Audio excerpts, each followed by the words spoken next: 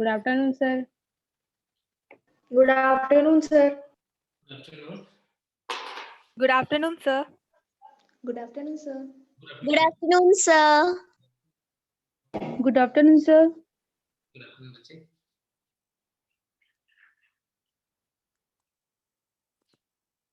Sir हाँ बच्चे. Sir एक क्वेश्चन था सर, जो पैरामीशियम होता है उसमें न्यूक्लियस 2 होते हैं ना सर, तो उसमें जो जेनेटिक इंफॉर्मेशन होगी वो दोनों में होगी या एक में होगी? देखो होगी तो दोनों में, लेकिन जो सेल को कंट्रोल करने वाला जो न्यूक्लियस है ना, मतलब नॉर्मल एक्टिविटीज को, वो मैक्रो करता है. और रिप्रोडक्शन के टाइम पे क्या होता है, रिप्रोडक्शन के टाइम पे मैक्रो न्यूक्लियस जो है वो डीजेनरेट होता है. Good afternoon sir.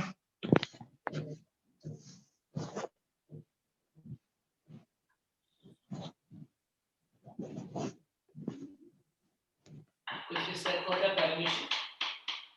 पैरामीशियम के ऊपर ना एक लेयर भी होती है जिसे हम बोलते हैं पेलिकल. पेलिकल लेयर यूबिला में ही नहीं होता है ना. पेलिकल वाली लेयर पैरामीशियम में भी होती है. पेलिकल वाली लेयर स्पोरोजोआ के मेंबर में भी होती है.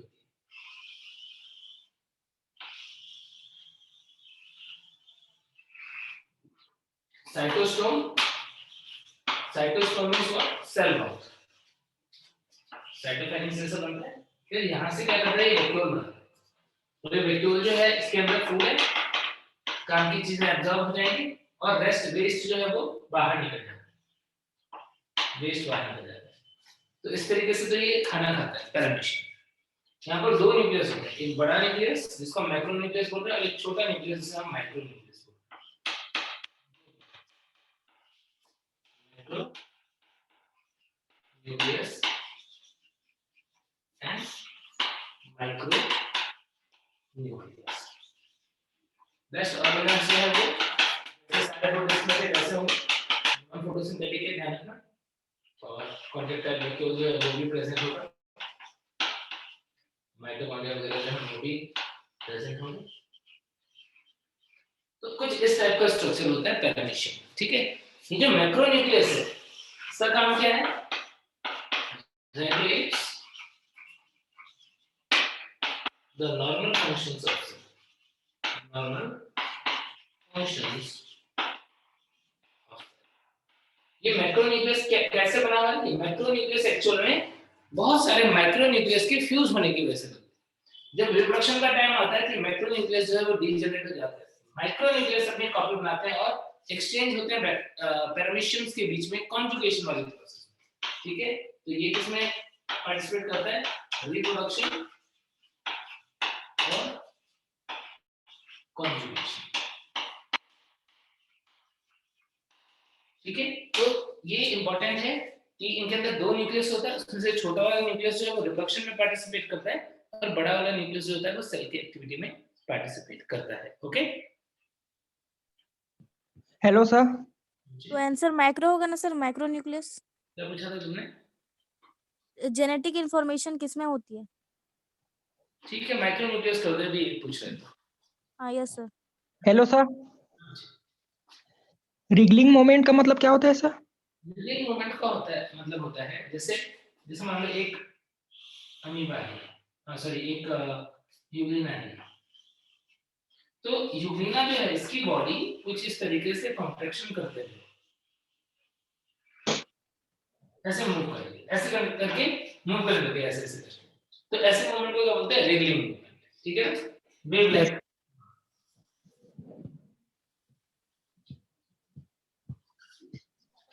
सर प्रांजल बोल रहे हैं एसेलुलर स्लाइम मोल्ड. एसेलुलर स्लाइम मोल्ड क्या होता है बच्चे? एसेलुलर स्लाइम मोल्ड होता है यूनिसेलुलर और मल्टीन्यूक्लिएटेड. मल्टीन्यूक्लिएटेड कंडीशन कैसे बनती है, मल्टीपल जो फ्री न्यूक्लियर डिवीजन हो रहे हैं उसकी वजह से.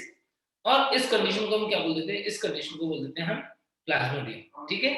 प्लाज्मोडियम के अंदर क्या होगा, जब रिप्रोडक्शन का टाइम आएगा तो उस टाइम पे ये क्या करेगा, प्रोजेक्शंस बनाएगा, उसके ऊपर एक स्टॉक लाइक स्ट्रक्चर और स्पोरेंजिया डेवलप हो जाएगी. उस स्पोरेंजिया को हम क्या बोलते हैं, फ्रूटिंग बॉडी. नॉर्मली क्या होता है, नॉर्मली ये डिप्लॉयड होते हैं.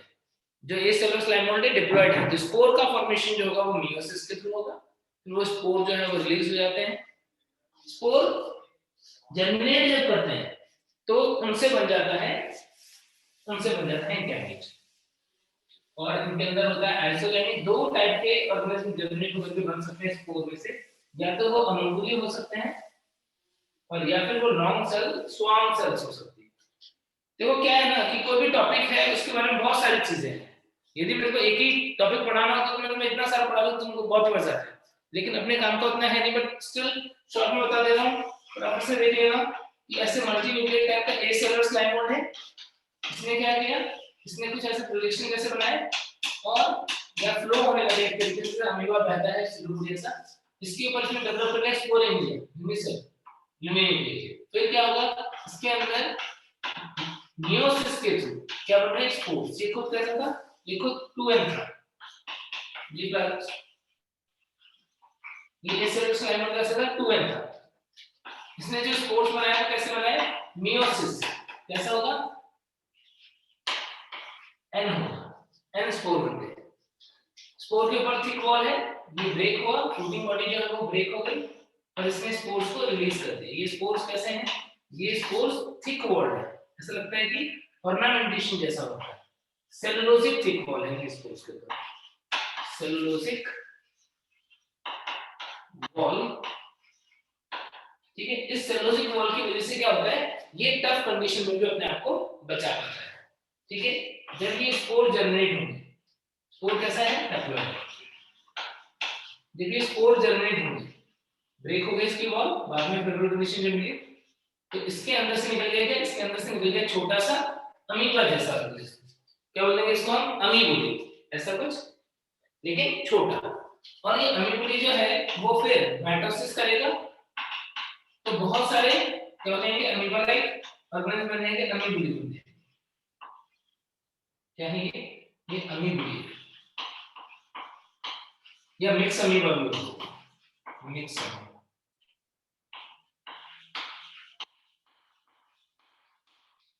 एक तो ये कंडीशन हो सकती है। दूसरा, कुछ जगहों पर हम क्या देखते हैं कि जब स्पोर जर्मिनेट होता है तो स्पोर के जर्मिनेशन से ऐसे अमीबॉइड सेल बाहर नहीं निकलते, बल्कि लॉन्ग सेल्स जिनके अंदर फ्लैजिला प्रेजेंट होता है, कुछ ऐसे सेल्स बाहर निकलते हैं। इन सेल्स को हम क्या बोलते हैं, इन सेल्स को हम बोलते हैं स्वार्म सेल। स्वार्म सेल, ये स्वार्म सेल भी बिल्कुल ऐसे ही मल्टीप्लाई करेंगे कुछ इस तरीके से, अपने नंबर जो है उनको इंक्रीज करेंगे ना। बाद में यही सेल्स गैमेट की तरह बिहेव करने लग जाते हैं। स्वार्म सेल गैमेट की तरह बिहेव करने लग जाएंगे, अमीबुली गैमेट की तरह बिहेव करने लग जाएंगे। अब ये दोनों फ्यूज हो गए, क्या हो गया इसमें, फर्टिलाइजेशन। आइसोगैमी हो गई कि अनआइसोगैमी हो गई, आइसोगैमी हो गई। आइसोगैमी हो जाएगी तो क्या बन जाएगा, जायगोट बन जाएगा। बिल्कुल ऐसे ही यहाँ पर भी आइसोगैमी हो जाएगी, ये दोनों आपस में फ्यूज हो गए, आइसोगैमी क्या बन जाएगा, जायगोट बन जाएगा ऐसे। और इस जायगोट के अंदर ये जायगोट कैसा है, देखो ये हैप्लॉइड आ गया, ये सारे सारे अमीबुली क्या है, n है, अमीबुली क्या है, n है, स्वार्म सेल क्या है, n है। जब फर्टिलाइजेशन होता है ये जायगोट कैसा बन गया, 2n। और मेन जो हमारा एसेलुलर स्लाइम मोड है वो भी कैसा है, 2n। यानी जायगोट के अंदर क्या होगा, जायगोट के अंदर फ्री न्यूक्लियर डिवीजन होगा, फ्री न्यूक्लियर डिवीजन। और इससे क्या हो जाएगा, इससे मल्टी न्यूक्लिएटेड कंडीशन कुछ ऐसी आ जाएगी। तो इस तरीके से लाइफ साइकिल कंप्लीट करता है कौन, एसेलुलर स्लाइम। क्लियर होगी बात? ओके सर, क्लियर है, thank you.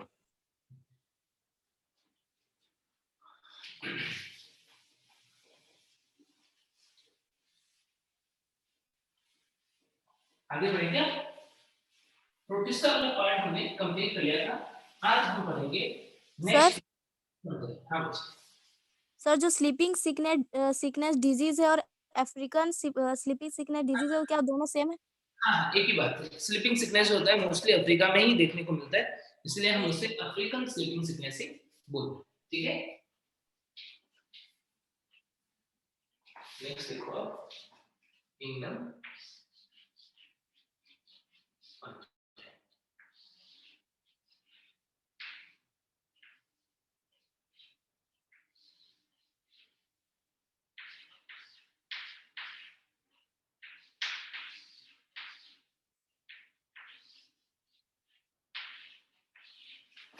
Kingdom fungi. Fungi kingdom जो है उस उस किंगडम को किसने एस्टैब्लिश किया? फर्स्ट क्वेश्चन का आंसर दो कि किंगडम फंजाई जो है उसे किसने एस्टैब्लिश किया as a kingdom? RH Whittaker. RH Whittaker. बिल्कुल सही, क्योंकि 5 किंगडम क्लासिफिकेशन में ही इस किंगडम का नाम आया था, उसके पहले ये किंगडम नहीं था। तो RH Whittaker establish fungi as a kingdom. और इसका दूसरा भी एक नाम क्या? फंजाई किंगडम को माइकोटा भी बोलते हैं। माइकोटा। किंगडम फंजाई को माइकोटा भी बोलते हैं, ध्यान रखना, ठीक है। देन किस टाइप के ऑर्गेनिज्म आते हैं किंगडम फंजाई में? मल्टीसेलुलर,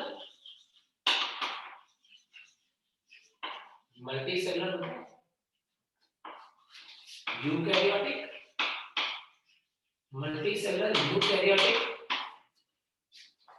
सेप्रोफाइटिक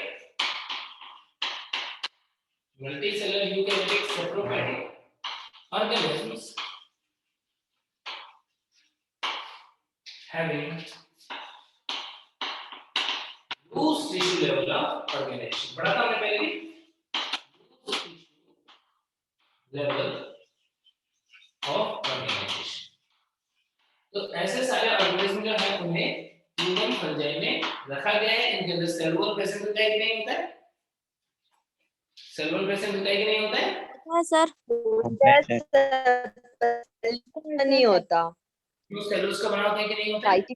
नहीं नहीं बना सर। होता, काइटिन का होता है। काइटिंग का। बिल्कुल सही बोला।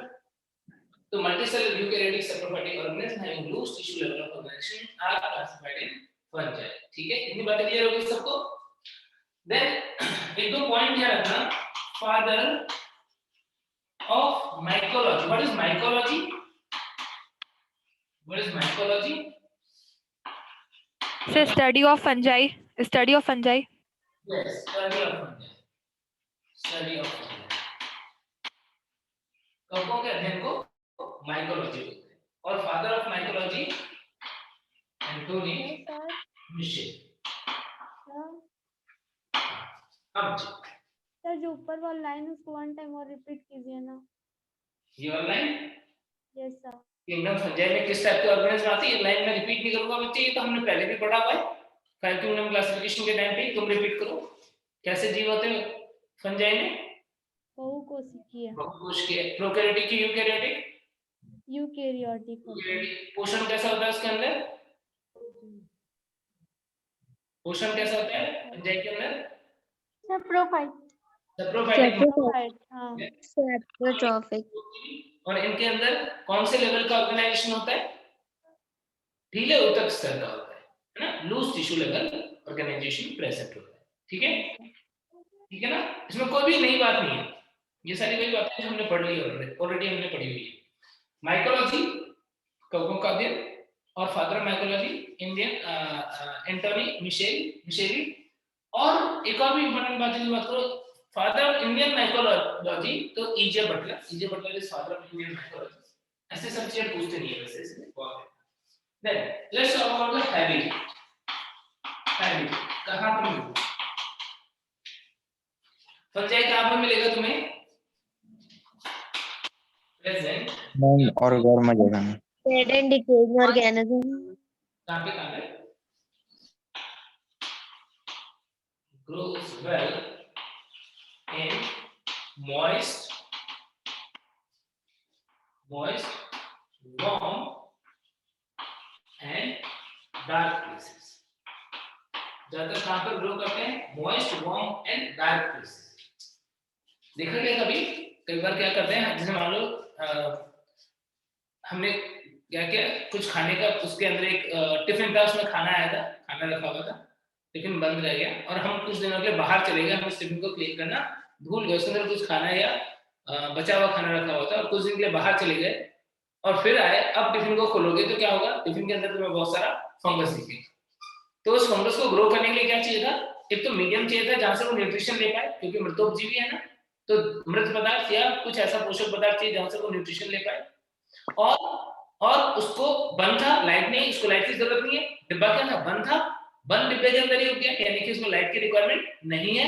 ठीक है, तो लाइट नहीं चाहिए यानी डार्क प्लेसेस के अंदर ग्रो कर जाएगा आराम से।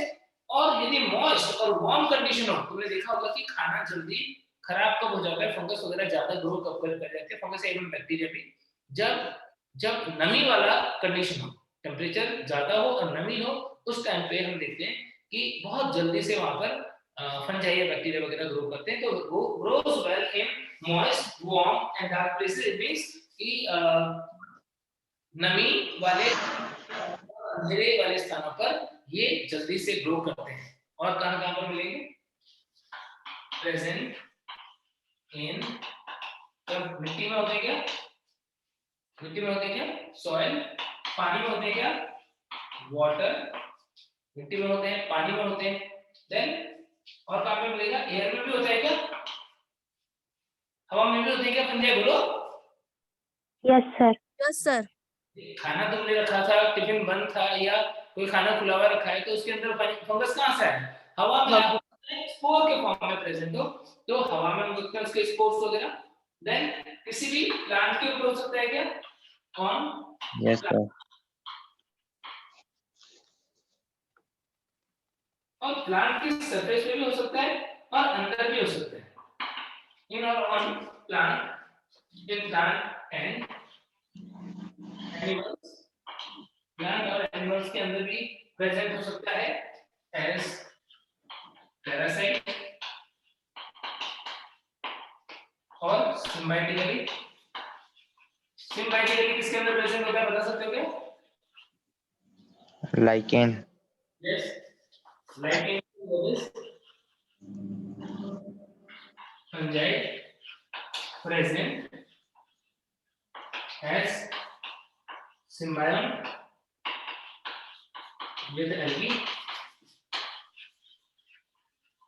algae के साथ symbiotic फॉर्म में प्रेजेंट होता है लाइकेन के अंदर। क्या तुमने माइक्रोराइजा भी नाम सुना है क्या अपने जीवन में?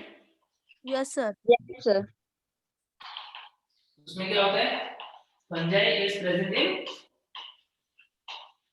Root of fire. root of plant, higher plant, gymnosperm और angiosperm। तो ध्यान रखियो, हैबिटेट तो ऐसा लगता है कोई जगह छोड़ी नहीं हमने, चाहे वो जमीन हो, हवा हो, पानी हो, कोई भी ऑर्गेनिज्म हो उसके शरीर पे या उसकी बॉडी के अंदर है। पैरासाइटिक फॉर्म में हो सकता है, सिम्बायोटिक फॉर्म में हो सकता है, डेड के मटेरियल के ऊपर हो सकता है।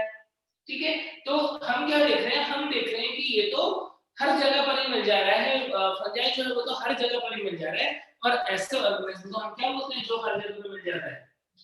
बोलो, क्या बोल देते हैं? सर्वव्यापी। हैबिटेट इज सर्वव्यापी। सर्वव्यापी कौन बोल देते हैं? यूबीक्विटोस और कॉस्मोपॉलिटन। कॉस्मोपॉलिटन। तो फंजाई इज यूबीक्विटोस और कॉस्मोपॉलिटन। जैसे भगवान हर जगह पे मौजूद है, वैसे ही फंजाई भी हर जगह पे। तुम उसे नहीं देख पा रहे हो लेकिन वो तुम्हें देख रहा है लगातार। ठीक है, हैबिटेट समझ गए कहां पर है? देन हैबिटेट के बाद में अब देखते हैं इनका स्ट्रक्चर कैसा होता है। सर नीचे लाइकेन के पास क्या लिखे हैं? लाइकेन के नीचे लाइकेन के नीचे लिखा है माइकोराइजा। माइकोराइजा जो है सर लाइकेन समझ में नहीं आया। लाइकेन जो है वो शैवाल और कवक के बीच में सहजीवी संबंध होता है। लाइकेन जो है वो कवक और शैवाल के बीच में सहजीवी संबंध होता है। और मीडियल जो है वो हम सर लाइकेन में किस रूप में उपस्थित रहता है? लाइकेन में सहजीवी रूप से उपस्थित होता है। सहजीवी रूप से उपस्थित होने का मतलब वो क्या कर रहा है? वो कुछ काम कर रहा है, आधा काम वो कर रहा है, रहने के लिए देता है एल्गी को खाना भी देता है। नहीं, एल्गी को न्यूट्रिएंट्स भी देता है, खाना नहीं, न्यूट्रिएंट्स मिनरल वगैरह वाटर वगैरह। और माइकोराइजा में सर? माइकोराइजा में वो प्लांट के लिए वाटर मिनरल एब्जॉर्ब करने का काम करता है। लाइकेन माइकोराइजा हम डिटेल में देखेंगे, चिंता मत करो। जब ये फंजाई तो लाइकेन माइकोराइजा डिटेल में। Okay, then now see the general features of general characters of fungi. Now see the general characters of fungi. Mostly mostly filamentous. Sir, ubiquitous and cosmopolitan both have the same meaning. Yes, both are the same thing.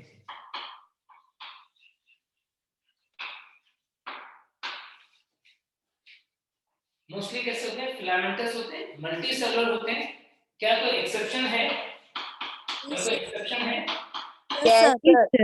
It's unicellular. Yes, yeast, bacterium.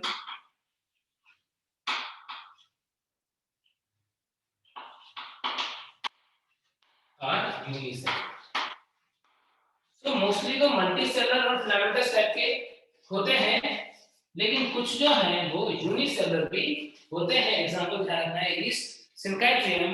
और यहाँ पर तुमको एक और important बात पता है कि यदि यूनिसेलुलर है और कोई हमें पूछे कि बताओ इसे कौन से किंगडम में रखना ज्यादा ठीक होगा, अकॉर्डिंग टू 5 किंगडम क्लासिफिकेशन, तो हम बोलेंगे प्रोटिस्टा. हाँ, लेकिन इनके कैरेक्टर्स जो है वो किससे मैच कर रहे हैं? फंजाई से. इसलिए हम इसकी स्टडी कहाँ पर करेंगे? फंजाई में करेंगे. या माइकोलॉजिस्ट जो है वो तो इसे फंजाई ही मानते हैं. ठीक है. Hello sir. जी. सर ईस्ट के बाद क्या लिखा है? Yeast Synchytrium. इसके जैसा ही एक और फंजाई होता है, इसका नाम है सिनकाइट्रियम. SYNCHYTRIUM.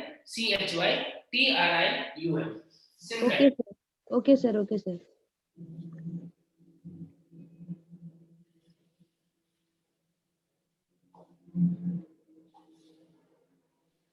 सर ये सिनकाइट्रियन क्या होता है? सिनकाइट्रियम जो है ना वो भी एक यूनिसेलुलर फंजाई जैसा ईस्ट होता है ना, उसी टाइप का होता है.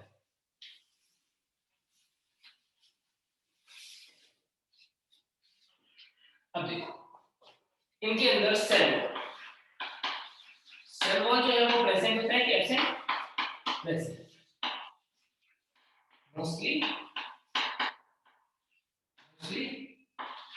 it is made up of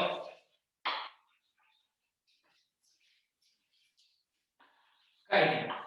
क्या काइटिन के अलावा भी कुछ होता है क्या? Polysaccharide. काइटिन एंड पॉलीसेकेराइड में ग्लूकेन्स. Yes, sir. ठीक है. पॉलीसेकेराइड बिल्कुल सही बोला. Chitin is itself polysaccharide. Chitin is itself a homopolysaccharide. Chitin is homopolysaccharide. Homopolysaccharide. Polymer of, इसका पॉलीमर होता है polymer of NAG. What is the full form of NAG? N-acetyl N-acetyl. Okay, so you know this thing that cell wall is mostly made up of chitin, and chitin is a homopolysaccharide of NAG, N-acetyl glucosamine. Okay, now mostly, why we are saying mostly? Is there any exception? Yes, in some fungi, cell wall is cellulosic also. In some fungi, cell wall is cellulosic. कौन है? Example is members of Oomycetes, class of fungi Oomycetes. क्या कोई बच्चा मुझे fungi के सारे class का नाम बता सकता है क्या? फंजाई की कौन-कौन सी क्लास के बारे में जानते हो? Deuteromycetes, Basidiomycetes, Ascomycetes, Deuteromycetes. Diagnosis है Oomycetes. everyone तो सभी बच्चे जो हैं उनको ये नाम ध्यान रखना जरूरी है. सर मर मिटाओ नीचे को. हाँ नहीं लिखा क्या? सर ये तो जीनस है ना?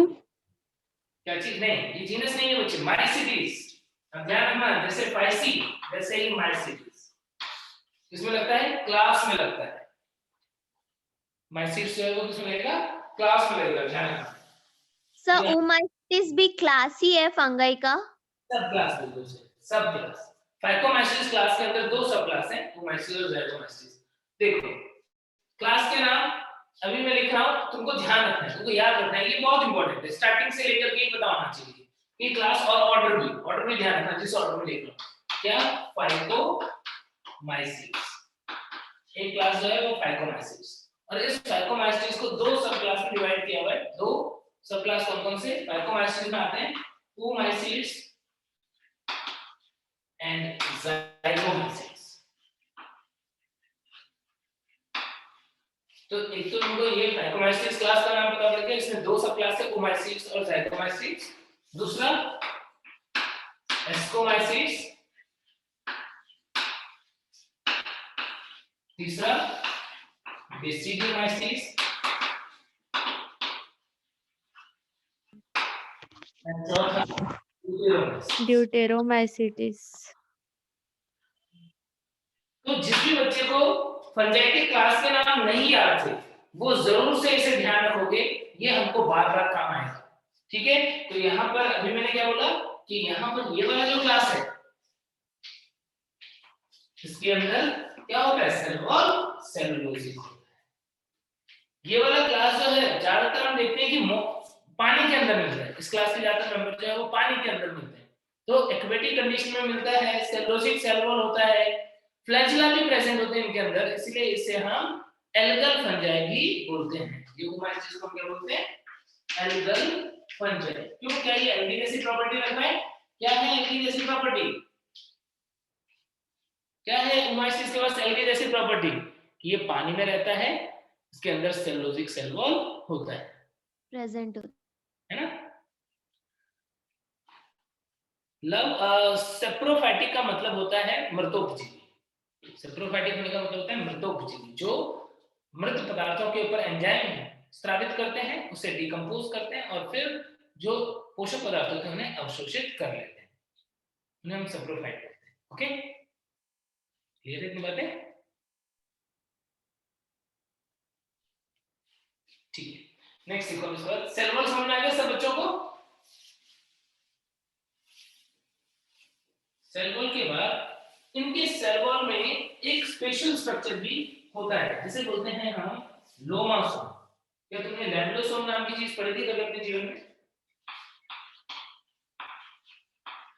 क्या तुमने अपने जीवन में कभी लैमेलोसोम नाम की कोई चीज पढ़ी थी? क्या बताओ तो। नहीं। लैमेलोसोम नहीं पढ़ा? No sir. लैमिला पढ़ा है, लैमिलोसोम नहीं पढ़ा है। लैमेलोसोम नहीं पढ़ा था? तो इसके अंदर जो साइनोबैक्टीरिया उसके अंदर ये मेम्ब्रेन की अंदर की तरफ जो फोल्डिंग थी लैमिनोसोम, जो इस तरह से, तो क्या बोलते थे?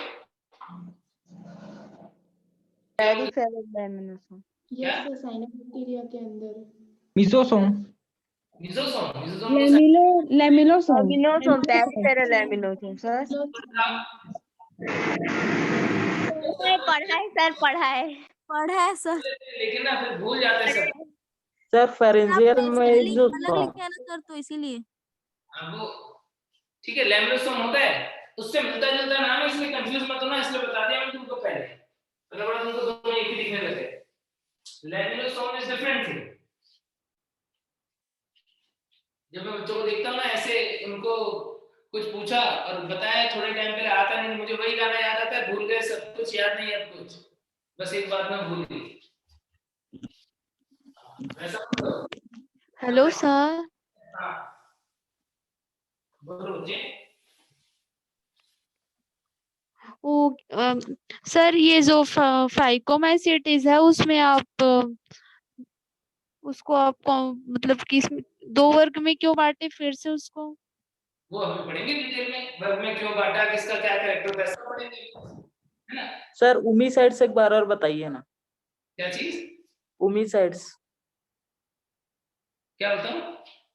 oomacytes sir. oomacytes जो है बच्चे, उसको एल्गल फंजाई बोलते हैं। तुम इतनी सी बात ध्यान रखो ना अभी कि oomacytes में सेल वॉल सेलुलोसिक होता है।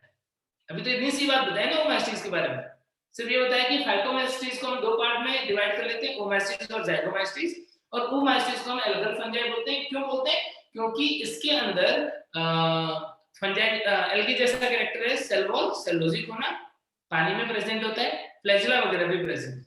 अभी इतनी सी बात बताइए, इतना सा ध्यान को, एक एक क्लास को डिटेल में कंपेयर करके पढ़ने वाले हैं, है ना? अभी पहले जनरल फीचर तो पढ़ लें, जनरल कैरेक्टर तो पढ़ लें, फिर डिटेल में एक एक को देखते हैं ना। What is लोमासोम?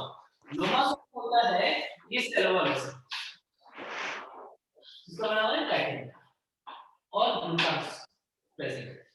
अब हम क्या देखते हैं, कुछ जगहों पर ये सेल वॉल जो है उसके अंदर मेम्ब्रेन का प्रोजेक्शन डेवलप होता है। सेल वॉल जो है इसके अंदर क्या होता है, इसके अंदर ये जो प्लाज्मा मेम्ब्रेन है उसका प्रोजेक्शन डेवलप होता है। इसका मतलब क्या बोल सकता हूं कि plasma membrane is forming extension outside in the cell wall. ये साइटोप्लाज्म, ये साइटोप्लाज्म, ये क्या है, this is cell wall. What is this? This is plasma membrane और सेल मेम्ब्रेन। तो हो क्या है, हो रहा है कि प्लाज्मा मेम्ब्रेन ने बाहर की तरफ प्रोजेक्शन बनाया और सेल वॉल के अंदर आ गया। इसके अंदर बहुत सारे गोल्गी बॉडीज होते हैं, इसके अंदर बहुत सारे गोल्गी बॉडीज होते हैं। ये गोल्गी बॉडी क्या करेंगे, ये Golgi body cell wall material synthesis करेंगे ताकि यहाँ पर कोशिका भित्ति का निर्माण होने लग जाए। तो क्या ऐसा हो सकता है कि धीरे धीरे कोशिका भित्ति जो है वो भी बाहर की तरफ एक्सटेंड करने लग जाए, बाहर की तरफ फूलने लग जाए। गोल्गी बॉडी यदि कोशिका भित्तीय पदार्थों का स्राव करेंगे तो क्या यहाँ पर ये सेल वॉल जो है वो भी इस तरीके से बाहर की तरफ प्रोजेक्ट हो सकता है। क्या हो सकता है कि नहीं हो सकता है? हो सकता है। होगा। हो सकता है। तो आखिर ये सब चल क्यों रहा है, आखिर ये सब हो क्यों रहा है? कि मान लो ये एक फंजाई है, ये प्लांट सेल्स, ये पादप की कोशिकाएं हैं और एक फंजाई है, फंगल हाइफी जो यहाँ पर ग्रो कर रहा है। अब इस फंगल हाइफी को, ये फंगल हाइफी जो मैं येलो कलर से बना रहा हूँ, इसके अंदर न्यूक्लियस देखिए बहुत सारा। अब इस फंगल हाइफी को क्या करना है, पादप कोशिका के अंदर घुस के वहां से खाना लेना है। पैरासाइट है ना, तो प्लांट सेल से अपना न्यूट्रिएंट जो है वो एब्जॉर्ब करना चाहता है। तो इसे क्या करना पड़ेगा, इससे अपनी कोशिका में प्रोजेक्शन बनाना पड़ेगा और यहाँ पर इस तरीके से बल्ज करना पड़ेगा। आई बात समझ में कि फंजाई को क्या करना होगा, सेल के अंदर जाना पड़ेगा और वहां से अपना पोषण लेगा।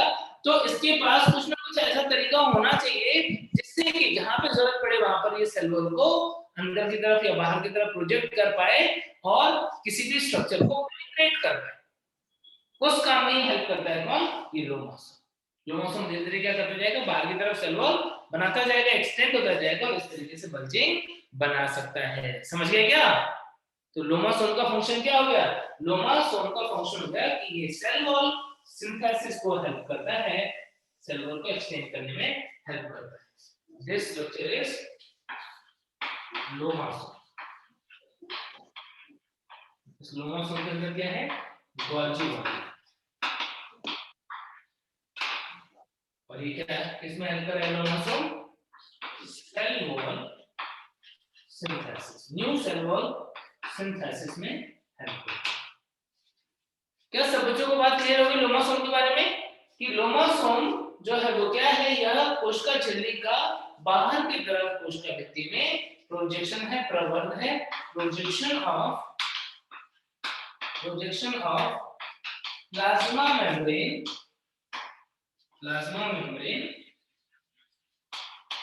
इन cell, projection of plasma membrane in cell, कोशिका झिल्ली का कोशिका भित्ति में बाहर की तरफ प्रोजेक्शन, उसे हम क्या बोलते हैं, उसे हम लोमासोम बोल देते हैं।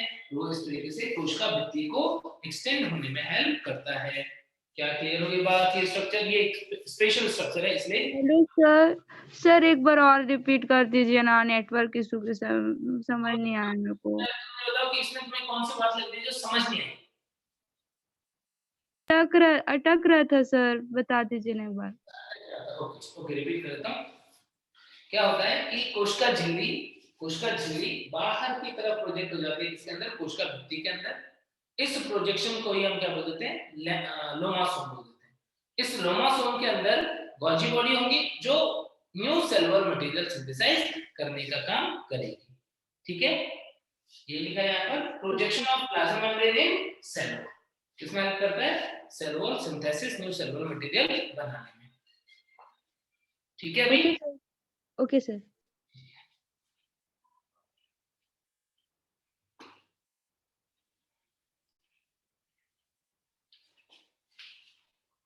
Sir Golgi body nutrition provide करेगी? गोल्जी बॉडी का काम क्या होता है? गोल्जी बॉडी का काम होता है सेल के अंदर कॉम्प्लेक्स सब्सटेंस बनाना और उसको ट्रांसपोर्ट करना। तो इसका काम होगा यहाँ पर जो सेलुलर मटेरियल है वो बना के उन्हें स्रावित करना, स्रावित करने का काम होता है, सिक्रीट करने का काम। Okay sir. Then Golgi body के बारे में एक इंपॉर्टेंट बात बता रहा हूं। Next point, Golgi body is unicisternal. Golgi body is unicisternal, एक सिस्टर्नी होती है। सिस्टर्नी क्या होती है? पढ़ा है सबने गोल्जी बॉडी की संरचना? तुमने गोल्जी बॉडी की संरचना पढ़ी होगी यदि एनिमल के अंदर, तो वो कुछ इस टाइप का होता है।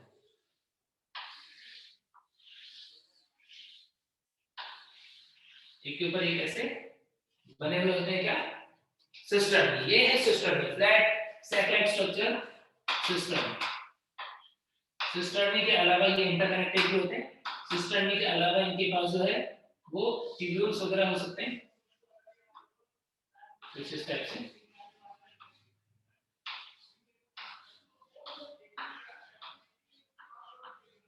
वैक्यूल्स वगैरह हो सकते हैं, वेसिकल्स वगैरह हो सकते हैं।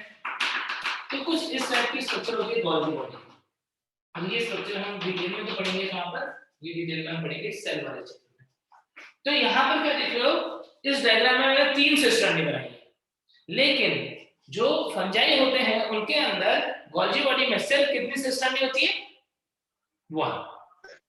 इसलिए हम इसे क्या बोलेंगे? यूनिसिस्टर्नल। क्या बोलेंगे? यूनिसिस्टर्नल। इनकी गोल्जी बॉडी जो होती है, गोल्जी काइट जो होता है, उसमें एकल सिस्टर्नी होती है, और जिनके अंदर कम सिस्टर्नी होती है उनके लिए हम एक और भी टर्म यूज करते हैं। क्या टर्म यूज करते हो गोल्जी बॉडी के लिए? Known as dictyosome. सुना है क्या? Also known as dictyosome. यानी गोल्जी बॉडी जो है उसमें एक सिस्टर्नी होती है। गोल्जी बॉडी को हम डिप्टियोसोम भी बोल देते हैं। क्या चीजें समझ में आ रही है सब बच्चों को? Yes sir. इसके बाद इनके अंदर संचित भोजन क्या होता है? Stored food. जो हमारे अंदर संचित भोजन होता है, बोलो? भोजन। ग्लाइकोजन एंड ऑयल और lipid. Store food is glycogen and oil. Stored food is glycogen and oil.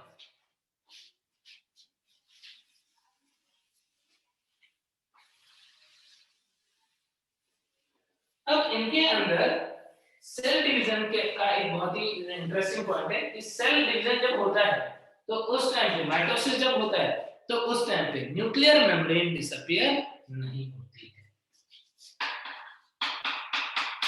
At the time of cell division, nuclear membrane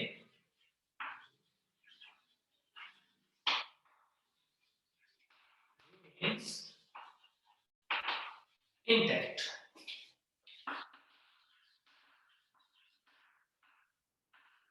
And the spindle fiber is formed. Intranuclear spindle fiber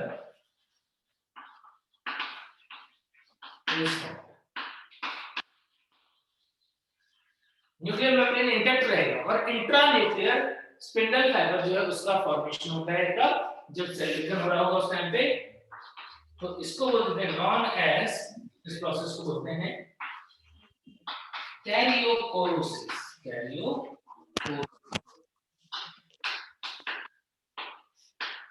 जब भी fungi के अंदर कोशिका विभाजन होगा तो उस कोशिका विभाजन के टाइम पर क्या देखते हैं हम कि इनके अंदर केंद्रक झिल्ली विलुप्त नहीं होगी। नॉर्मली माइटोसिस जो तुमने पढ़ा है, तो नॉर्मल माइटोसिस में क्या होता है? प्रोफेज के अंदर न्यूक्लियर मेम्ब्रेन डिसअपीयर हो जाती है। होता है क्या?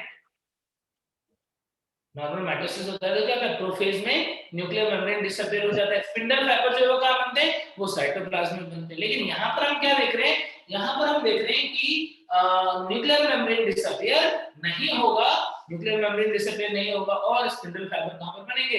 स्पिंडल फाइबर जो है वो न्यूक्लियस के अंदर ही बन जाएंगे। न्यूक्लियर मेम्ब्रेन डिसअपीयर नहीं होता है, न्यूक्लियर मेम्ब्रेन नष्ट नहीं होती है और टर्को तंतुओं का निर्माण केंद्रक के अंदर ही होता है। इस प्रकार के रीजन को क्या बोलते हैं? कैरियोपोरोसिस।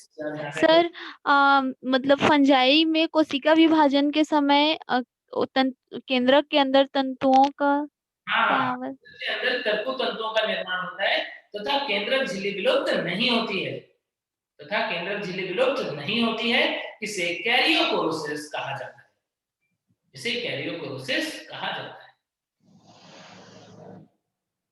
ये सर एक बार ऑप्शन है ये ना कैरियोपोरोसिस। सर हिंदी में लिखवा दीजिए ना एक बार। प्रोसेस को हिंदी में भी ये बोलते लिख दो। कोशिका विभाजन के समय केंद्रक झिल्ली विलुप्त नहीं होती है। कोशिका विभाजन के समय केंद्रक झिल्ली विलुप्त नहीं होती है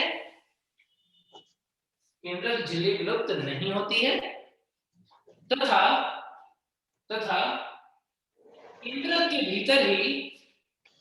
केंद्रक के भीतर ही टर्को तंतुओं का निर्माण हो जाता है। इसे कैरियोपोरोसिस कहते हैं।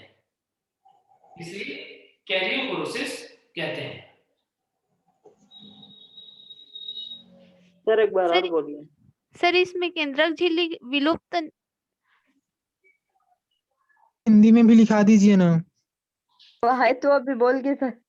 हाँ बोले अभी तो लिखवा है। नहीं लिख पाए क्या? एक बार बोल दो ना कोई भी। आप ही बोल दो ना, लिखो। हाँ ठीक है मैं बोल रही हूँ। ठीक है, जो जहाँ पे मिस्टेक होगा वहां पे आप लोग प्रियंका बता देना। देखो फंजाई में ना कोशिका विभाजन के समय केंद्रक के अंदर टर्को तंतु का निर्माण होता है और केंद्रक झिल्ली जो है ना विलुप्त नहीं होता, शायद नहीं होता है बोले ना। हाँ नहीं होता है, सही लिखे हो। उसे ना कैरियोकाइनेसिस बोलते कोरोसिस। कुछ ज्यादा ही स्लो नहीं बोल रहे? हैं। हाँ अब देखो स्लो हो गए। अभी भी नहीं लिख पाए क्या? हो गया थैंक यू। हो गया। वेलकम। नेक्स्ट देखो। अब इसके बाद में इनकी संरचना तो हमने देख लिया कि सेल के अंदर कैसा है, क्या प्रॉपर्टीज है इसकी। देन इसके बाद में नेक्स्ट देखो कि इनका स्ट्रक्चर कैसा दिखेगा। जब हम देखेंगे माइक्रोस्कोप के अंदर तो हमें कैसा दिखेगा? हमें दिखेगा ये फिलामेंट के जैसा, तंतु के जैसा, ठीक है। और एक तंतु जो होता है उसे हम बोलते हैं हाइफी। स्ट्रक्चर बता रहा हूं। एक तंतु जो है उसे हम क्या बोलते हैं? हाइफी। कवक तंतु, हिंदी में कवक तंतु। हाइफी को हिंदी में क्या बोलोगे? कवक तंतु। और बहुत सारे कवक तंतु मिलकर बनाते हैं माइसीलियम। माइसीलियम को क्या बोलोगे? कवक जाल। जो बच्चे हिंदी मीडियम के हैं वो इसे हाइफी बोलेंगे, इसे कवक जाल बोलेंगे, ठीक है। मैं इंग्लिश वाला टर्म यूज करूंगा, ध्यान रखना, ठीक है। हाइफी जब बोलूंगा तो एक सिंगल थ्रेड के बाद चल रही होगी। मैं ड्रॉ कर देता हूं कैसा एक सिंगल थ्रेड।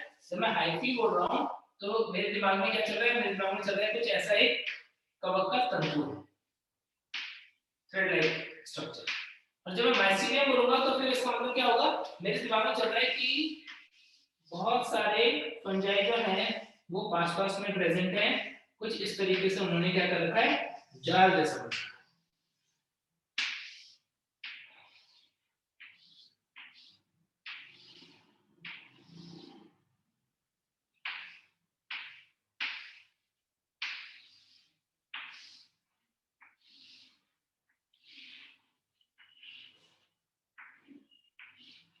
कुछ इस तरह का न्यूक्लियस है बहुत सारा।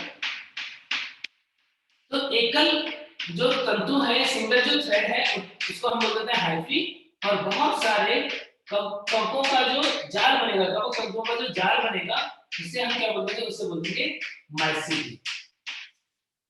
तो इस तरीके से फंजाई जो है वो एक जो होगा वो हाइफी होगा और बहुत सारे फंजाई जो जाल की फॉर्म में होंगे उन्हें हम माइसीलियम बोलेंगे, ठीक है।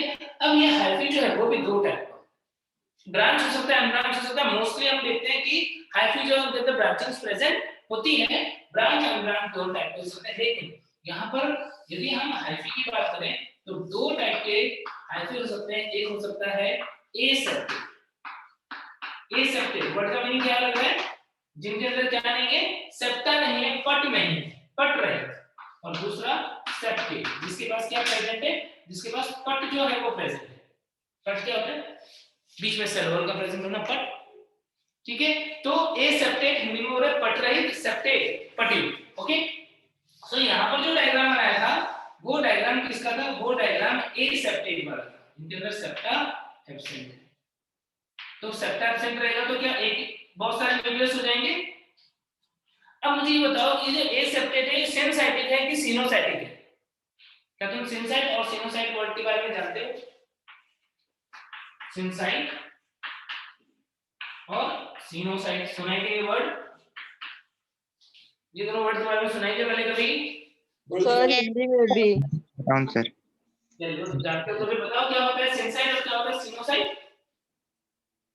दोनों में कॉमन बात क्या है कि दोनों का मतलब है कि मल्टी न्यूक्लिएटेड टाइप की सेल होगी, मल्टी न्यूक्लिएटेड कंडीशन होगा। ठीक है, सिनसाइट का मतलब होता है जैसे मान लो एक कोशिका है, दूसरी कोशिका है, तीसरी कोशिका है, चौथी कोशिका है, पांचवी कोशिका, उनके बीच में सेप्टा है। अब यदि किसी तरीके से ये सेप्टा डिसॉल्व हो जाए, ये सेप्टा डिसॉल्व हो जाए कुछ इस तरीके से, तो क्या हुआ, एक बड़ी सी कोशिका बन गई यहां से यहां तक की, और उसके अंदर क्या है, उसके अंदर बहुत सारे केंद्रक हैं सेप्टा डिसॉल्व होने के बाद में। तो इस टाइप की कंडीशन जो है उसे हम बोलते हैं सिनसाइट। बहुत इंपॉर्टेंट बात बता रहा हूं, सुन लो, आज जो कांसेप्ट बता रहा हूं ना जीवन भर काम आएगा, ध्यान से सुन लो। तो क्या देख रहे हो कि बहुकेंद्र की कंडीशन कैसे बनी, बहुत सारे सेल्स के फ्यूज होने से उनके बीच में सेप्टा डिसॉल्व हो गया, तो उसे बोलते हैं सिनसाइट। और सिनोसाइट क्या होता है, सिनोसाइट होता है जैसे एक सेल था, हमने क्या देखा, इसके अंदर केंद्रक में विभाजन किया और कोशिका द्रव्य ने वृद्धि की और इसका आकार बढ़ा। फिर क्या हुआ, फिर केंद्रकों ने विभाजन किया और कोशिका का आकार बड़ा हो गया, फिर केंद्रक में विभाजन किया, कोशिका का आकार बड़ा हो गया। तो सेप्टा डिसॉल्व नहीं हो रहा है, बल्कि क्या हो रहा है, केंद्रक के विभाजन से बहुकेंद्र की अवस्था आ गई, तो उसे क्या बोलते हैं, सिनोसाइट। क्या सब बच्चों को सिनसाइट और सिनोसाइट में डिफरेंस क्लियर हो गया क्या? सिनसाइट का मतलब पट के नष्ट होने की वजह से, कोशिकाओं के बीच में पट के नष्ट होने की वजह से और कोशिका द्रव्य के फ्यूज होने की वजह से जो बड़ी कोशिका बनेगी उसे हम क्या बोलेंगे, सिनसाइट। और सिनोसाइट का मतलब क्या होता है कि मुक्त केंद्र के विभाजन से बहुकेंद्र की अवस्था बनती है और कोशिका का आकार बढ़ता जाता है, उसे हम क्या बोलते हैं, सिनोसाइट। क्लियर है सबको? Yes sir. हमेशा बार-बार काम आएगा वर्ड में। सर सिनोसाइट को एक बार इंग्लिश में एक्सप्लेन कर दीजिए ना। Sinusoid is the condition where you see that free nuclear division is going on inside the cell. That's why it becomes multinucleated. There is no dissolution of septa between the cell. Cell is multinucleated due to free nuclear division. Okay? Clear? Yes, sir. So this is the basic difference between sinusoid and sinusoid. Now tell me which kind of cell is condition is present here in aseptate fungi. aseptate fungi में इन दोनों में से कौन सी condition है? Is it a example of syncyte और coenocyte? सिनोसाइट। सिनोसाइट। सिनसाइट की सिनोसाइट? सिनोसाइट। सिनोसाइट। सिनोसाइट। Keep in mind. सिनोसाइट. It is example of सिनोसाइट. इनके अंदर क्या हो रहा है, इस तरीके से ये ग्रो करते हैं। सब बच्चे समझ गए ना? क्वेश्चन पूछते हैं कि बताओ जो बहुकेंद्रकीय तंतु है, एसेप्टेट वाला तंतु है, वो किसका एग्जांपल होगा? वो सिनसाइट का एग्जांपल होगा कि सिनोसाइट का एग्जांपल होगा? तो ध्यान रखना वो एग्जांपल होगा सिनोसाइट का। उसके अंदर बहुकेंद्र की अवस्था जो है वो कैसा आ रही है, वो फ्री न्यूक्लियर डिवीजन से आ रही है, इनके केंद्र की विभाजन की वजह से आ रही है। इसका एग्जांपल क्या है? Example is फाइकोमाइसिस। फाइकोमाइसिस फाइकोमाइसिस में और कौन आते हैं, कौन आते हैं? ओमाइसिस आते हैं एंड जाइगोमाइसिस। क्या किसी को ओमाइसिस के किसी मेंबर का एग्जांपल बताया क्या? ओमाइसिस का कोई मेंबर जानते हो क्या? बोलो। नहीं पता। नहीं बताया क्या? Albugo. Albugo. Rhizopus. Albugo Pythium Oomycetes है। जाइगोमाइसिस का एग्जांपल राइजोपस, म्यूकर, जाइगोमाइसिस। इतनी बात सबको क्लियर है? मशरूम। सब मशरूम। मशरूम बेसिडियोमाइसीट एसिडोमाइसिन में आता है वो तो। में आता है। सर जाइगोमाइसीटीज का एग्जांपल एक बार फिर से बताइए। एस्कोपस, म्यूकर। अब देखो यहाँ पर दूसरी कंडीशन।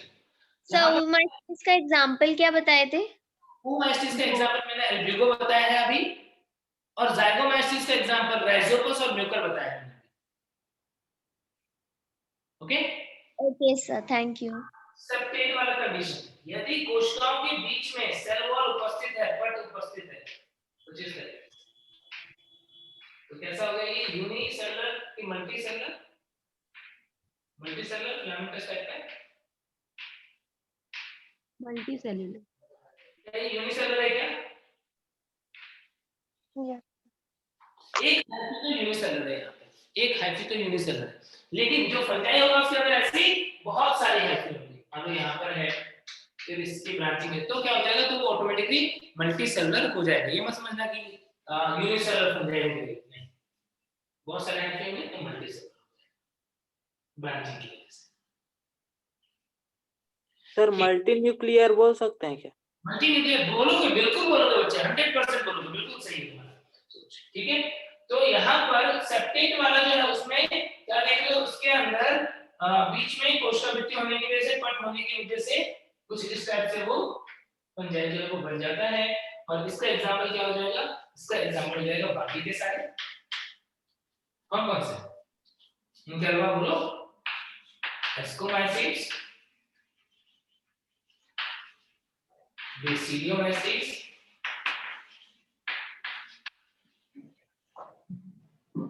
और एस्कोबेसिडियो के दोनों के मेंबर कुछ स्पेशल कैरेक्टर वाले। कौन से मेंबर जो बेचारे जनन नहीं कर पाते, सेक्सुअल इंटरकोर्स नहीं कर पाते? ड्यूटेरोमाइसीटीज। ड्यूटेरोमाइसीटीज। तो इन तीनों के अंदर क्या होगा, इन तीनों के अंदर सेप्टेट हाइफी प्रेजेंट होगा। इतनी बातें क्लियर हो गई। अब ये सेप्टा जो है ये भी दो टाइप का होता है। सेप्टा जो है वो दो टाइप का है। कौन कौन से दो टाइप है सेप्टा के? एक होता है सिंपल पोर सेप्टा। सेप्टा के दो टाइप है, एक है सिंपल पोर सेप्टा और दूसरा है डोली पोर सेप्टा। सेप्टा के दो टाइप होते हैं, सिंपल पोर सेप्टा एंड डोली पोर सेप्टा। कैसा होता है सिंपल पोर सेप्टा?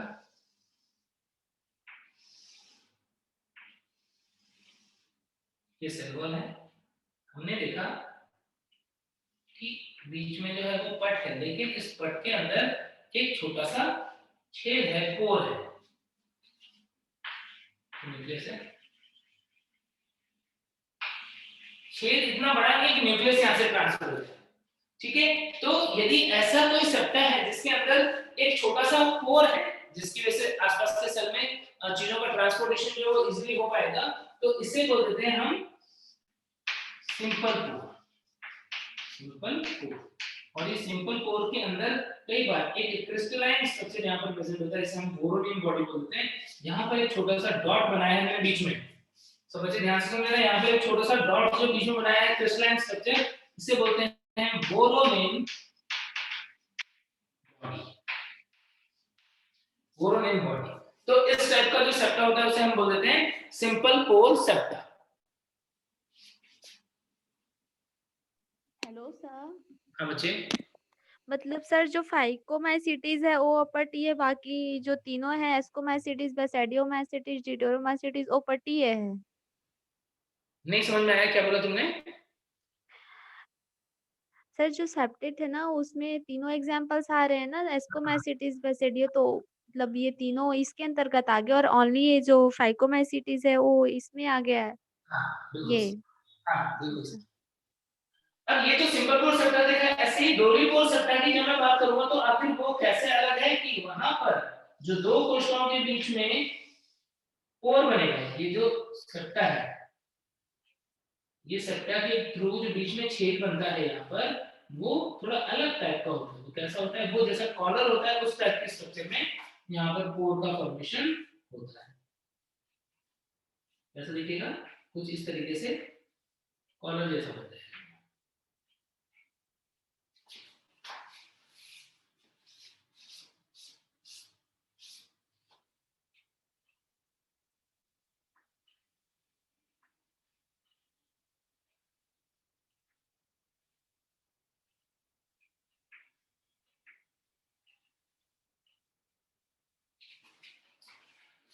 क्या दोनों पोर में डिफरेंस दिखा? यहाँ पर बहुत सिंपल सा पोर था इसलिए नाम रखा सिंपल पोर। यहाँ पर पोर कैसा है? दोनों तरफ साइटोप्लाज्म की तरफ से नैरो है और बीच में से मोटा है।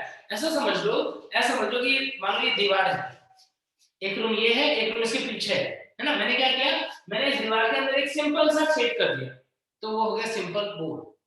ठीक है। यदि मैंने क्या किया, जो छेद किया उसके अंदर बीच में एक ढोलक फिट कर दिया। ढोलक देखा है सबने, इधर से नैरो होता है, इधर से नैरो होता है, बीच में मोटा होता है ढोलक जैसा। ऐसा ढोलक को बीच में फिट कर दिया और उसकी स्क्रीन जो है वो ब्रेक कर दी ताकि आर पार एक होल बन जाए। तो अब जो सेप्टा तुम्हें दिखेगा उसके अंदर किस टाइप के पोर है? ऐसे पोर जो दोनों क्लासरूम की तरफ नैरो है, बीच में सेल वॉल की तरफ मोटे हैं, उस क्लासरूम की तरफ फिर से नैरो है। तो इस टाइप का डिफरेंट डायमीटर वाला जो पोर होता है उसे हम क्या बोलते हैं? डोली पोर। और ऐसे सेप्टा को हम क्या बोलते हैं? डोली पोर सेप्टा। समझ गए क्या? समझ गए डोली पोर सेप्टा क्या होता है? यस। ठीक है। और इसके आसपास में क्या होगा? इसके आसपास में एंडोप्लाज्मिक रेटिकुलम भी प्रेजेंट होते हैं यहाँ पर, जिनको हम बोल देते हैं पैरेंथोसोम। पैरेंथोसोम।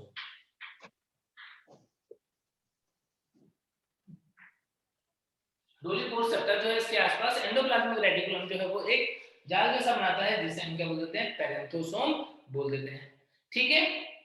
तो सेप्टा दो टाइप का, कौन सा? सिंपल पोर एंड डोली पोर। ये सिंपल पोर सेप्टा जो मोस्टली देखने को मिलता है एस्कोमाइस्टीज के मेंबर में। सिंपल पोर सेप्टा किसमें प्रेजेंट होगा? एस्कोमाइस्टीज के मेंबर में। और डोली पोर सेप्टा किसके अंदर प्रेजेंट होगा? बेसिडियोमाइस्टीज के अंदर।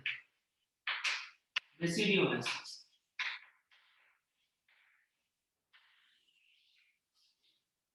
Simple pore septa is present in ascomycetes and dolly pore septa is present in basidiomycetes. क्या बातें क्लियर हो गई? सेप्टा समझ गए सब बच्चे? Yes sir. अब इसके बाद में माइसीलियम के लिए हम बात करें तो माइसीलियम भी दो टाइप का होता है, एक होता है प्राइमरी माइसीलियम और एक होता है secondary mycelium. Now see what is primary mycelium and what is secondary mycelium.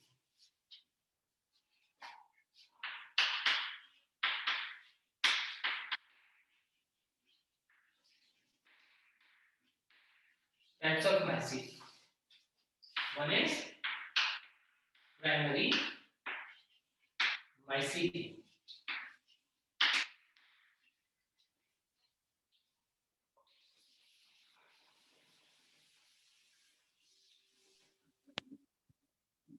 देखो प्राइमरी माइसीलियम क्या होता है। Hello sir.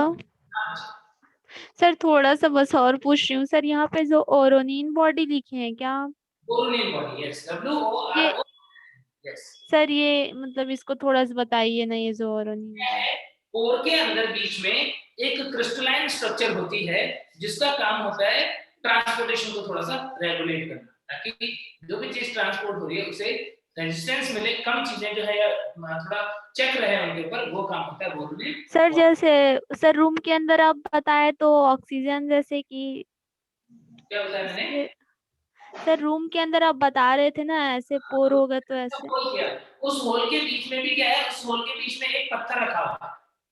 हाँ ठीक है, ताकि वहां से कोई भी इजीली पास ना कर पाए, जगह कम है। वैसा काम है किसका? ओरोनिन बॉडी का। ठीक है। Okay, thank you sir. अब यहाँ पर प्राइमरी माइसीलियम वो होता है जिसके पास हर एक सेल के अंदर एक न्यूक्लियस होती है। सेप्टेट वाले होंगे जिनके अंदर कैसा है? मोनोक्लेट।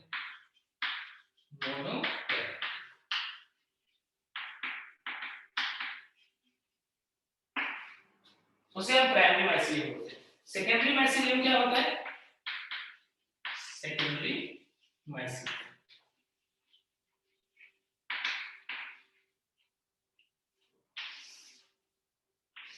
ऐसा खंड है जिसके अंदर हम देखते हैं कि हर एक सेल के अंदर दो न्यूक्लियस होता है।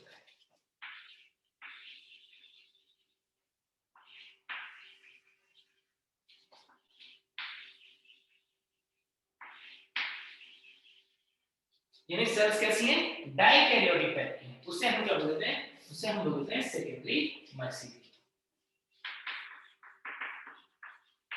डाइकैरियोटिक। अब मैं तुम्हें यदि क्वेश्चन पूछूं कि बताओ फंजाई कैसे होते हैं, ऑप्शन दिया हुआ है uninucleate, by nucleate, multi nucleate, कुछ भी हो सकते हैं।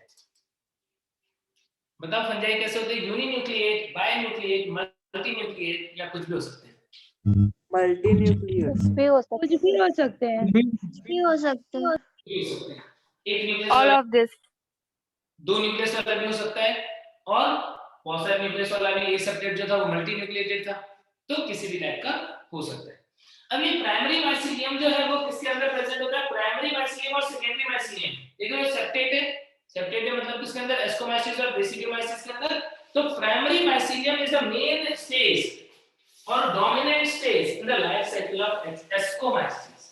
जो एस्कोमाइसिस होता है उसके जीवन में प्राइमरी माइसीलियम जो होता है वही मेन अवस्था होती है, ज्यादा टाइम तक रहने वाली अवस्था होती है, जबकि बेसिडियोमाइसिस के जीवन में सेकेंडरी माइसीलियम वाली अवस्था जो है वो मेन अवस्था होती है, ज्यादा समय तक रहने वाली होती है।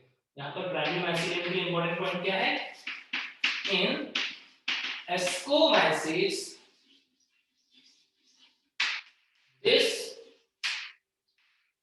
this is present for longer duration.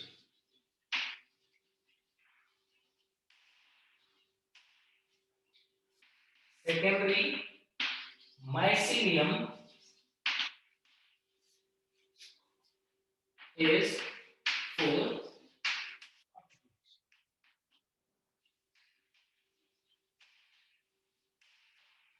यानी एस्कोमाइसिस के अंदर दोनों स्टेजेस होती हैं। मेन स्टेज कौन सी है? प्राइमरी माइसीलियम वाली। सेकेंडरी जो है वो कम टाइम के लिए। बिल्कुल ऐसे ही इन बेसिडियोमाइसिस,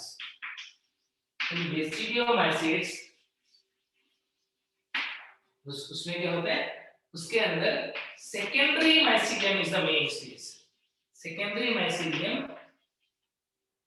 is present for longer duration, while primary mycelium is for shorter duration.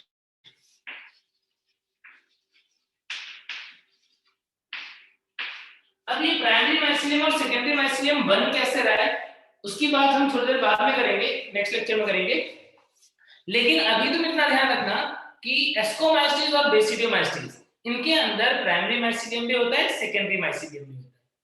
लेकिन एस्कोमाइसिस में सेकेंडरी माइसीलियम कम टाइम के लिए रहेगा और बेसिडियोमाइसिस में प्राइमरी माइसीलियम कम टाइम के लिए रहेगा। ठीक है, इतनी बात ध्यान रखना। क्यों होता है, कैसे होता है, वो हम देखेंगे थोड़ी देर।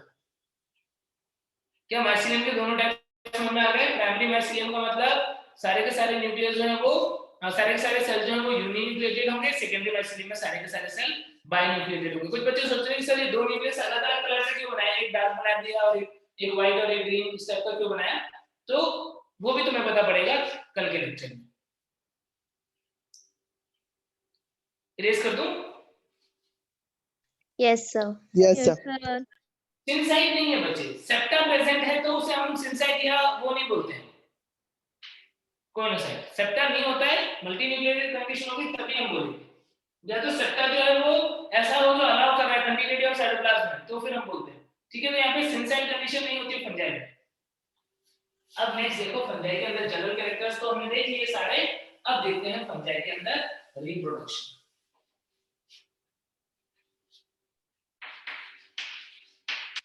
Reproduction in फंजाई के अंदर vegetative reproduction, asexual reproduction by spore and sexual reproduction, तीनों चीजें होती हैं। लेकिन कमाल की बात क्या है कि फंजाई के अंदर जो भी एसेक्सुअल या वेजिटेटिव रिप्रोडक्शन के मेथड हैं वो तो हम ऑलरेडी पढ़ चुके हैं। पढ़ चुके हैं क्या? क्या तुम्हें याद है? Yes sir. Yes sir. सब कुछ याद नहीं ना कुछ?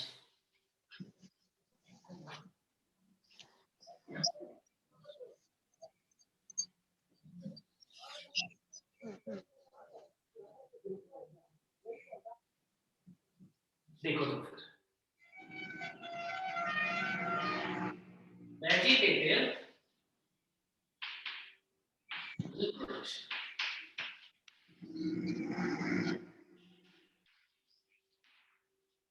वेजिटेटिव रिप्रोडक्शन जो है उसका मेथड क्या है? उसका मेथड है यदि फिलामेंटस मोस्टली तो Fermentation. पढ़ाई के पहले कभी Yes, sir. Yes, sir. Yes.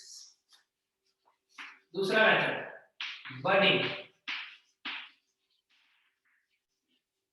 Budding budding का एग्जांपल बताओ। ईस्ट में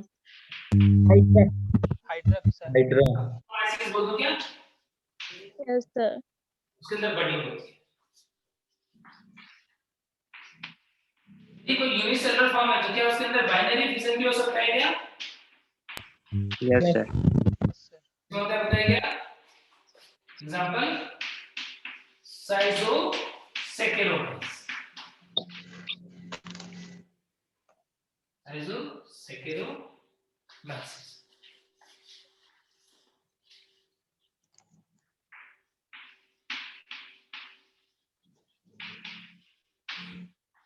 अब कुछ ऐसे भी ईस्ट है, देखो ये दोनों ईस्ट है, इसको बोलते हैं हम बडिंग ईस्ट। क्या बोलते हैं? Budding east. और साइजोसेकेरोमाइस को बोलते हैं हम फिजन ईस्ट। दोनों में किस टाइप से डिवीजन हो रहा है उसके अकॉर्डिंग नाम है। और एक तीसरे टाइप का ईस्ट भी होता है जिसके अंदर दोनों ही प्रोसेस हो सकते हैं, उसे हम बोल देते हैं हेलोबियल ईस्ट। हेलोबियल ईस्ट का एग्जांपल है सेकेरो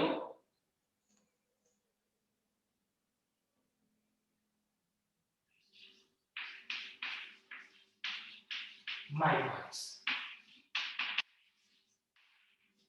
सेकेरोमाइकोइड्स हेलोबियल ईस्ट। क्या है इसके अंदर? इसके अंदर both budding and fission occurs। इसको बोलते हैं हम साइटोसेकेरोमाइसिस। क्या होगा यदि ईस्ट को ऐसे मीडियम में रखें जहां पर सुक्रोज बहुत ज्यादा है, शुगर बहुत ज्यादा है, क्या होगा? टोरुला स्टेज आएगा। टोरुला स्टेज। इसका मतलब तुम भूले नहीं हो, ये चीज को याद है। Very good. Then next method oidia formation. Oidia के बारे में जानते हो क्या? इसके बारे में हमने नहीं पढ़ा था, ओइडिया के बारे में नहीं पढ़ा था ना। देखो बडिंग जैसा ही प्रोसेस होता है ओइडिया। बडिंग तो किसमें हो रहा है? यूनिसेलुलर फॉर्म में। ओइडिया बनता है किसके अंदर? फिलामेंटस फॉर्म में। जैसे सपोज ये फिलामेंटस टाइप का फंजाई है। अब हमने क्या देखा? हमने देखा कि इस फंजाई के अंदर यहाँ पर न्यूक्लियस जो है वो डिवाइड कर रहा है और साइटोप्लाज्म जो है वो यहाँ से क्या होने लग गया? पिंच ऑफ होने लग गया, टूट के अलग हो गया कुछ इस। और ये पतली बित्ती वाली ऐसी कोशिकाएं बन के रिलीज हो जाती है। एक एक कोशिका क्या करेगा? एक एक फंजाई का फॉर्मेशन कर देगा। तो यदि फिलामेंटस फंजाई के टिप से ऐसे कोशिका बन के अलग होती जाती है तो इन्हें हम क्या बोलते हैं? इन्हें हम बोलते हैं ओइडिया। यानी ओइडिया क्या है? ओइडिया बडिंग जैसा ही प्रोसेस है, लेकिन किसमें हो रहा है? जो तंतुमय प्रकार के कवक हैं उनके अंदर ओइडिया का निर्माण होता है। क्लियर हो गई बात? सर ये भी बाइनरी फिजन जैसा हो रहा है क्या? ये बाइनरी फिजन नहीं है बच्चे। बाइनरी फिजन तो कब होता है? जब यूनिसेलुलर सेल है और वो टूट के दो सेल में कन्वर्ट हो रही है। यहाँ पर तो क्या है? यहाँ पर तो बड जैसा बन रहा है और टूट के अलग हो जा रहा है। तो ये बडिंग जैसा है। ओइडिया किसके जैसा है? बडिंग के जैसा है, लेकिन फिलामेंटस फॉर्म में प्रेजेंट होता है। ठीक है। यदि यहाँ पर भी शुगर ज्यादा है तो क्या होगा? यदि शुगर एक्सेस में है मीडियम के अंदर तो क्या होगा? जैसे बड का चेन बनता है वैसे क्या बनेगा? यहाँ पर भी चेन ऑफ ओइडिया बन जाएगा। Chain of oidia. और उस स्टेज को क्या बोलोगे? फिर से बोलो, टोरुला स्टेज। यानी जैसे बडिंग में क्या होता है कि माध्यम में शुगर का अमाउंट ज्यादा होता है तो बड की चेन बनती है, उसे हम टोरुला स्टेज बोलते हैं। बिल्कुल वैसे ही ओइडिया के लिए भी ये बात सही है। यदि माध्यम में शुगर ज्यादा होगा तो ये फंजाई बहुत तेजी से ओइडिया का निर्माण करके अपनी कॉपी बनाने लग जाएगा और उस अवस्था को जिसमें ओइडिया की चेन बनेगी उसे हम क्या बोल देंगे? टोरुला स्टेज, टोरुला अवस्था। क्या इतनी बातें क्लियर हो गई? ये तो सारे मेथड किसके हुए? वेजिटेटिव रिप्रोडक्शन के। सर टोरूला स्टेज एक बार और एक्सप्लेन कीजिए ना। टोरूला स्टेज होता है जब माध्यम में शर्करा का मात्रा ज्यादा है, शुगर का मात्रा ज्यादा है, तो उस टाइम पर बड की या आइडिया की एक श्रृंखला बन जाती है जिसे हम टोरूला स्टेज बोल देते हैं। ठीक है, तो ये तो हुआ वेजिटेटिव रिप्रोडक्शन। नेक्स्ट देखो एसेक्सुअल रिप्रोडक्शन बाय स्पोर। कौन कौन से मेथड से एसेक्सुअल रिप्रोडक्शन होता है, कौन कौन से स्पोर बनते हैं, तो देखते हैं। Asexual reproduction by spore. Asexual reproduction by spore.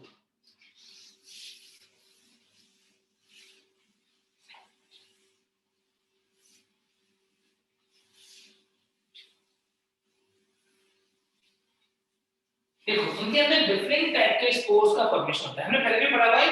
कौन कौन से स्पोर बनेंगे? इसके अंदर बन जाएगा ज़ूस्पोर। ज़ूस्पोर का दूसरा नाम क्या है? लैनोस्पोर। पढ़ा हुआ है पहले? यस। दूसरे से बन सकता है एप्लैनोस्पोर। एप्लैनोस्पोर का हम कहते हैं स्पोरेंजियोस्पोर भी बोलते हैं। स्पोरेंजियो spore. Then very common or we can say most common spore formed in fungi is Conidia. Conidia को Conidiospore भी बोल देते हैं।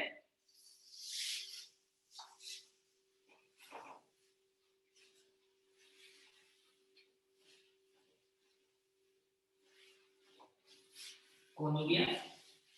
Then एक और भी स्पोर इनके अंदर बन सकता है, that is Chlamydospore.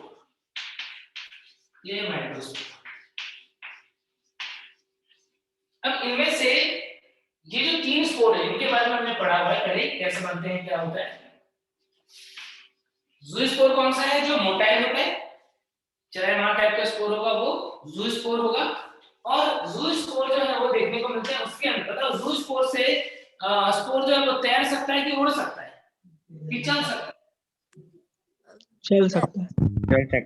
तो कैसे चला, वो फ्लैटुलस कैसे चलने लग जाएगा क्या? सर तैर भी सकता है। तैर सकता है। इसमें तो हेल्प करता है किसके अंदर? स्विम करने में। तो इसका मतलब ये उन फंजाई के अंदर होगा जो पानी में रहते हैं। बताओ कौन है जो पानी में रहते हैं? बताओ। Scleromonas. Oomastids. एल्बुगो। यस, एल्बुगो। oomastids के जो मेंबर हैं वो पानी में रहते हैं। तो oomastids के अंदर कॉमन कौन सा स्पोर होगा? ज़ूस्पोर।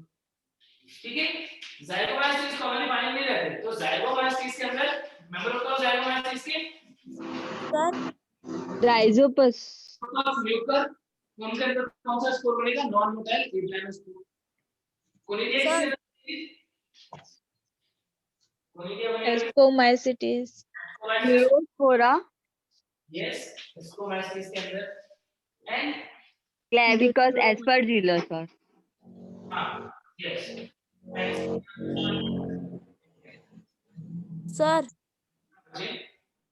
सर वो एल्बुगो वाला समझ में नहीं आया सर। वो तो सरसों पर फंजाई, परजीवी फंजाई है ना, तो पानी में वो तो क्या एक बस वही एक एल्बुगो है जो सरसों में उगता है कि एल्बुगो के बहुत सारे स्पीशीज होंगे।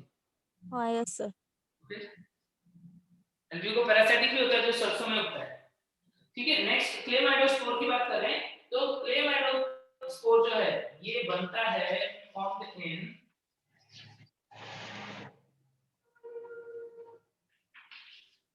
Unfavourable condition.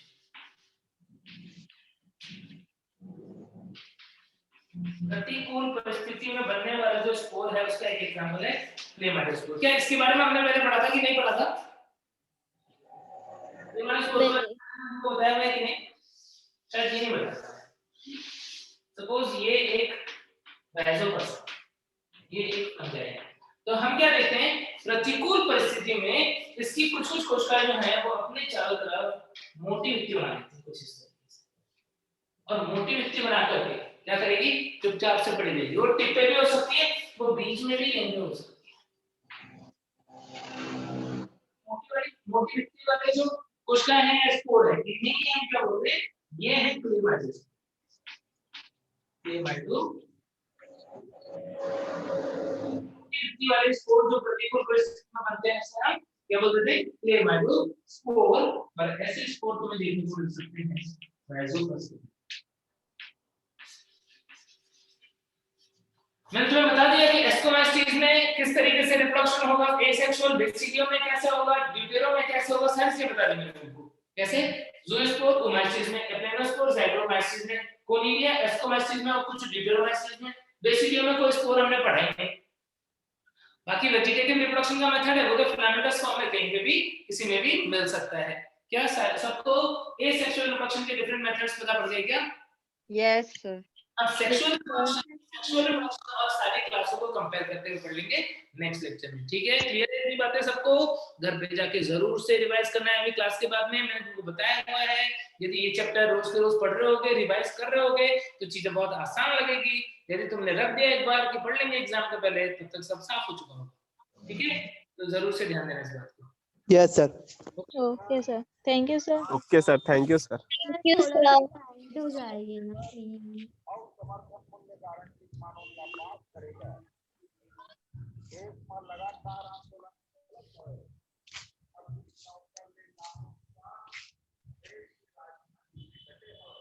Sir 1 minute note